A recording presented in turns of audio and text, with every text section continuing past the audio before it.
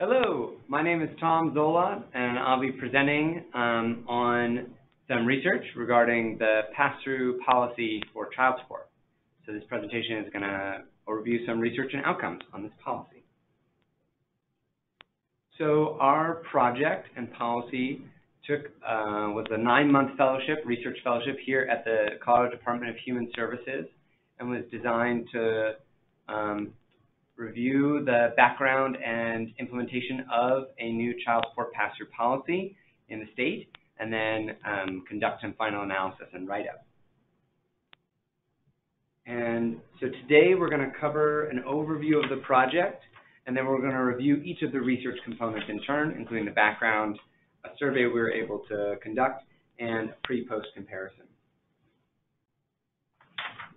So we will not be giving a comprehensive overview of the child support policy, but we find it helpful to overview some of these pieces, so I'm going to go through some of the history now.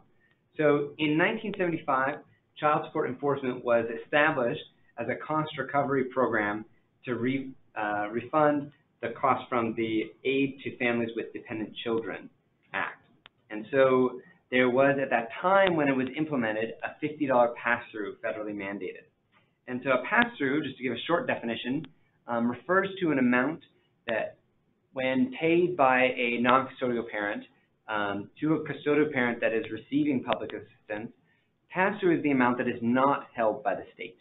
So at its origin, $50 was passed from the non-custodial parent's payments to the custodial parents, and then the rest was held by the state, counties, and federal government.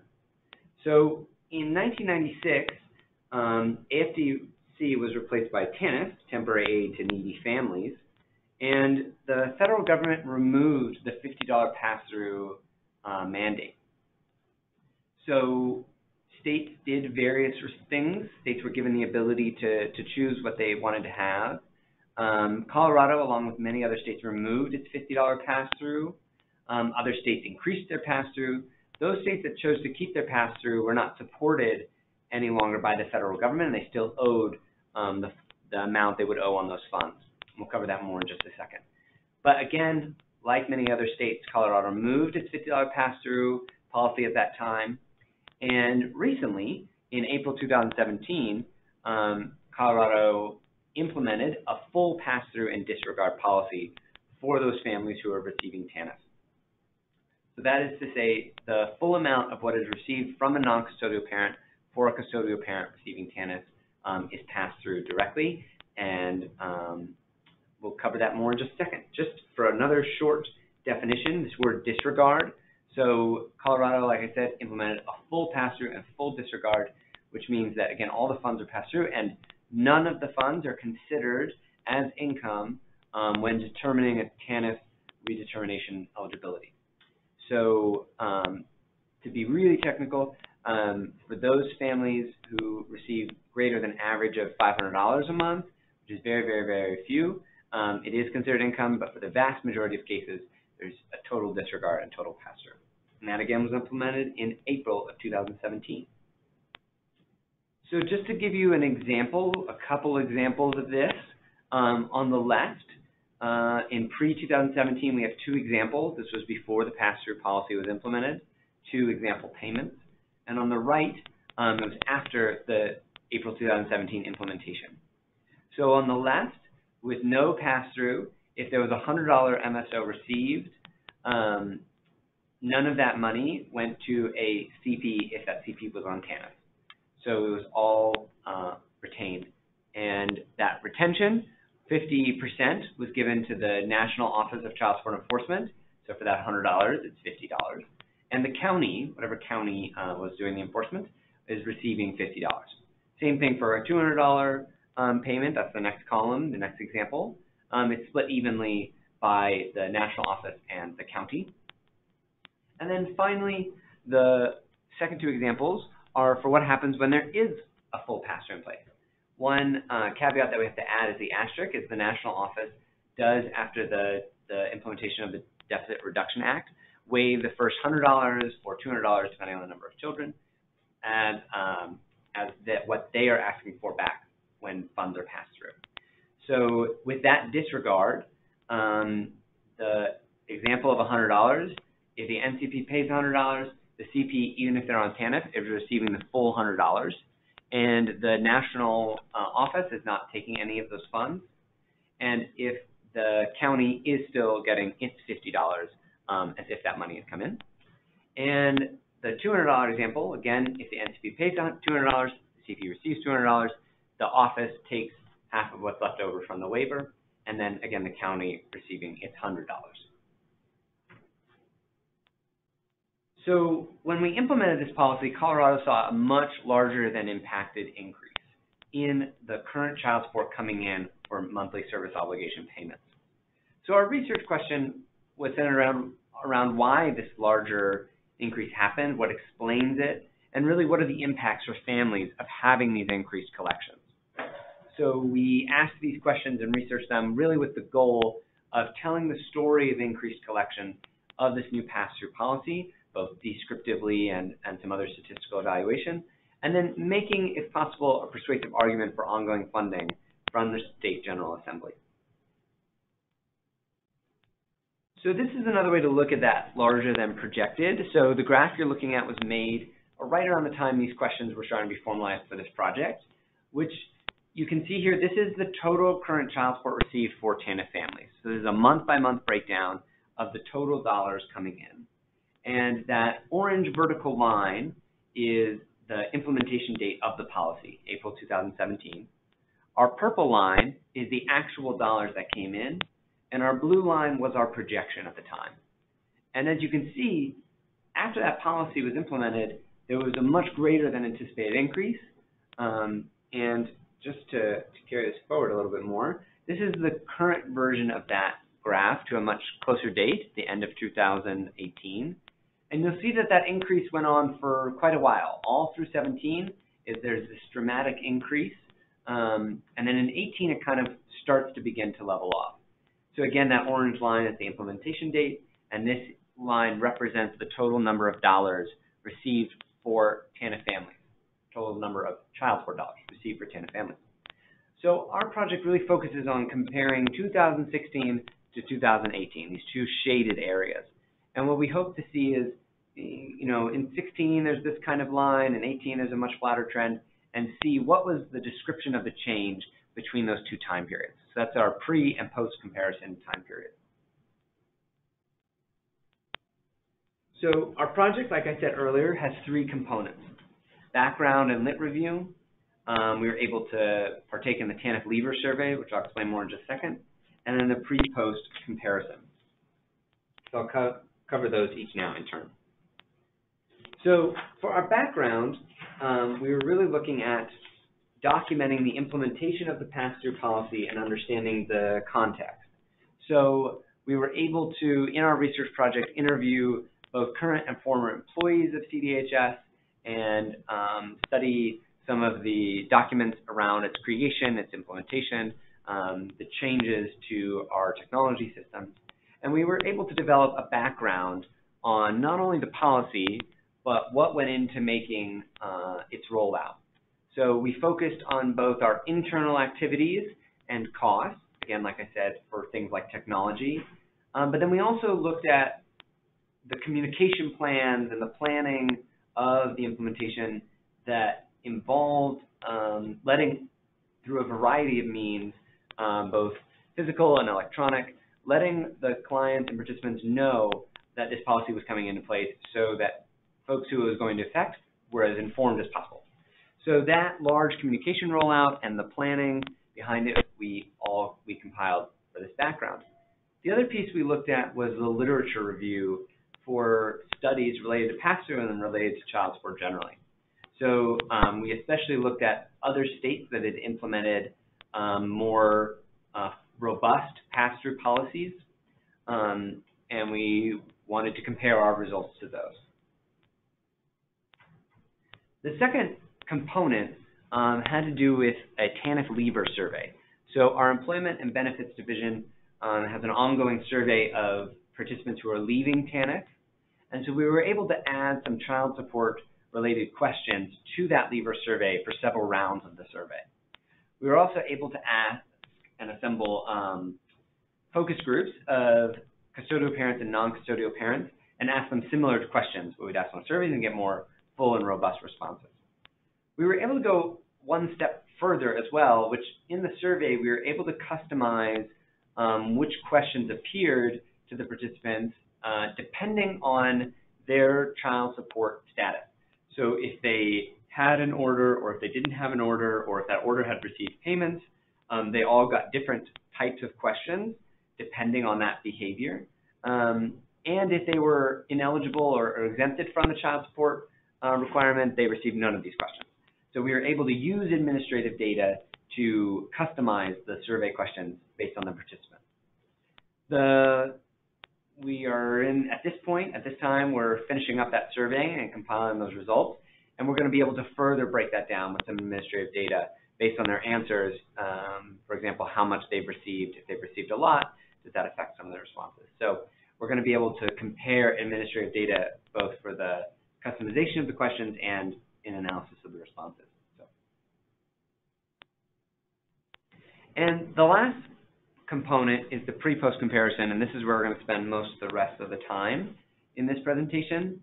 And again, it was this comparison between 2016 and 2018, and how has the payment behavior of non-custodial parents had differed on such metrics such as the average size of payments, and can we gain enough understanding to predict the costs required to support this program moving forward? So in doing this pre-post comparison, we had to do a couple of things, but one of the major first steps was combining data sets. So we were given data from both the Child Support Division and the TANF, Employment and Benefits Division, and we were able to combine those data sets into two files, which we could ask different questions of. So the first was a monthly level file, monthly case file, that combined child support and TANF data. And the second was a case level file that summarized for the case as a whole or a year-by-year breakdown. So this was definitely a cross-division effort in which employees from both teams had to participate and help us keep updates, and was a very cooperative endeavor, which we were very happy with and took a lot of coordination across the building. So to start to tell the story of what has happened in these time periods, it's helpful to get an overview of the caseload sizes generally. So the three graphs you see here are the caseloads for child support, TANF, or for these pass-through eligible folks, these child support, they're both on both TANF and child support. So these are cases that are actively receiving TANF and have an active child support case. So this green line, this first line, is the child support caseload of those cases with MSO posted. So this is roughly 90,000 cases. And as you can see, it's in a general downward trend. The middle line is the TANF cases. This is the orange line you're looking at. And it also has a general downward trend. And there's a roughly 17,000 cases in this caseload. And this final line, again, this combined group, the pass-through, the red, has an upward trend. And that orange vertical line on that third graph is the implementation period of the pass-through policy. And we see that after the policy is implemented, the trend changes, and we see this market increase.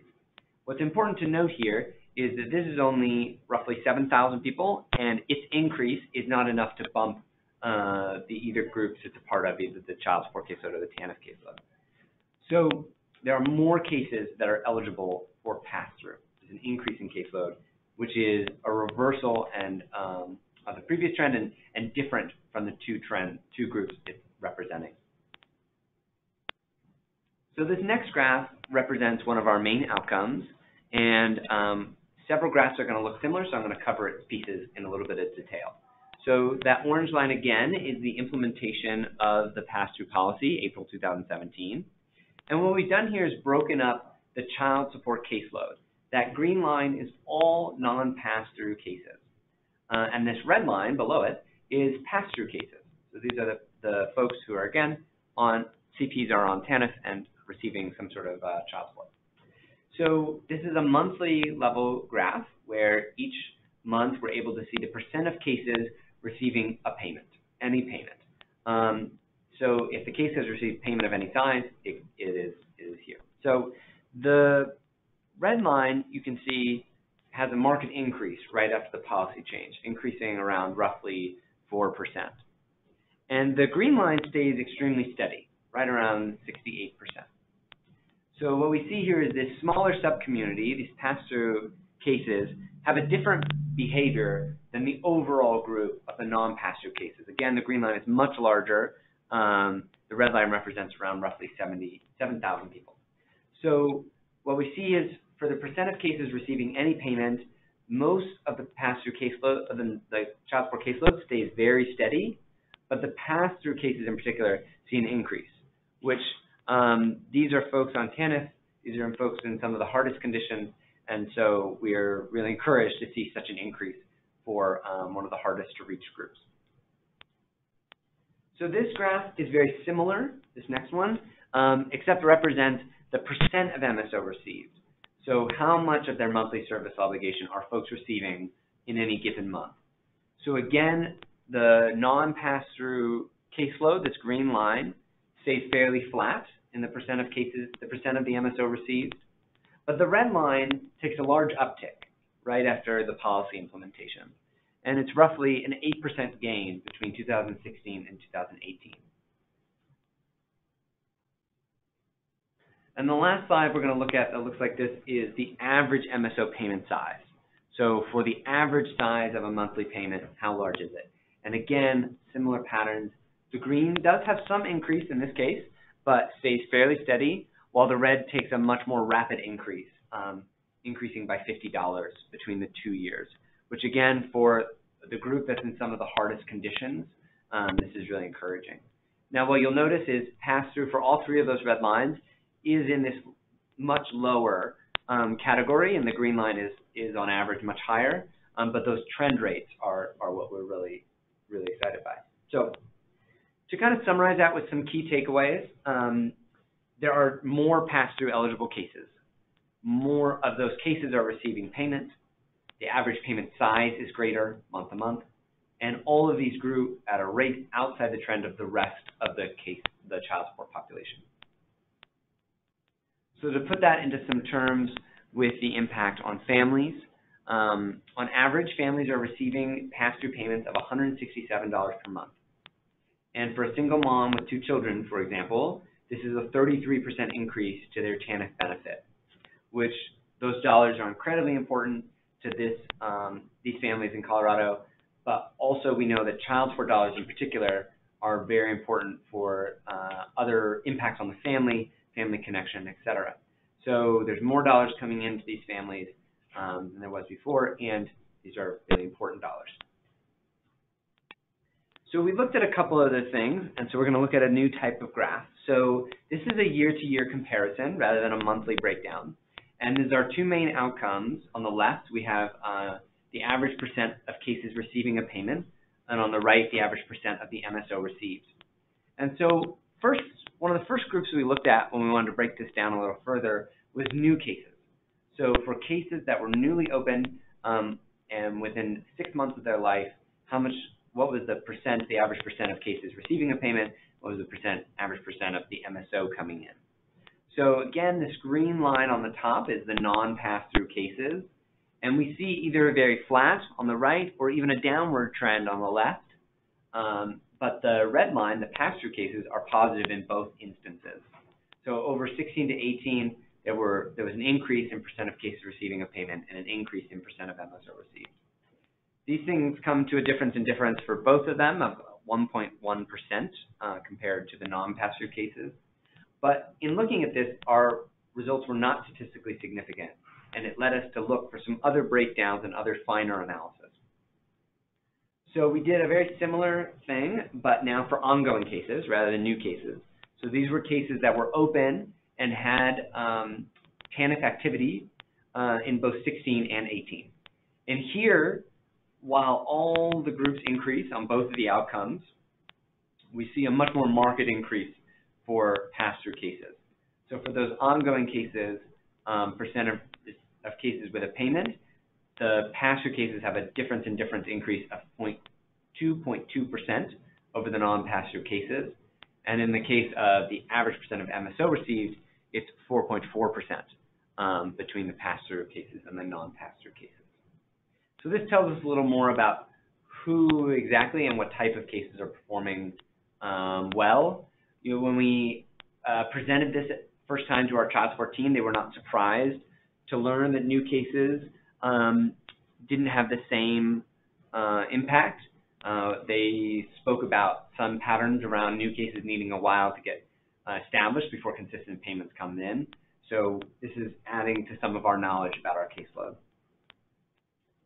So in addition to all that research and all those components, we were able to coordinate and stay connected to a wider world outside of our office. So we worked closely with economists at CU Denver on crafting some of these questions and tests. And we're able to present soon upcoming at the National Association for Welfare Research and Statistics in New Orleans in July. And this webinar was a big outreach to our community, both caseworkers and beyond.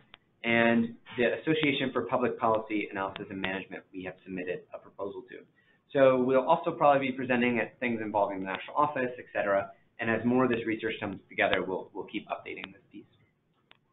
So thank you so much for joining us and listening to this webinar. Larry here at CDHS is happy to take any emails and questions. Whether you're in another state looking to understand how we implement it and have questions around that, or whether you're a Colorado employee or otherwise and just have some questions, reach out to Larry anytime. If you're looking to get hold of me or anyone else in the performance management team, you can either email us, find our emails online, or contact Larry for our information. So thank you so much. Please reach out with any questions, concerns, comments, and thank you.